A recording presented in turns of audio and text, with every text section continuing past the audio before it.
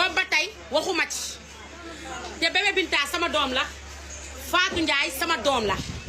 mais bébé Binta moom laa njëkk a xam ka Fatou Ndiaye yaa ngi dégg léegi nag li ma bëgg mooy bébé Binta yow ak Fatou Ndiaye dama bëgg ngeen bàyyi seen wax ji ngeen juboo bébé Binta boo moom taxee déplacé wu ñëw fekk la fële dina metti ci yow loolu parce que amatuma temps yaa ngi dégg wàññi leen kii wàññi ma direct boobu day riiral fii yaa ngi dégg ban direct la bébé Binta soo ma taxee déplacé wu ma fekk la fee dina metti ci yow na dinaa la nokk yu méttee métti ndax yow yàgg nga ma yàgg goo xam ne nekk ci internet bi nee naa la del publicité nee naa la del coqi bébé Binta nee naa la del dem fu la saf waaye ay xulloo permettre wu ma la ko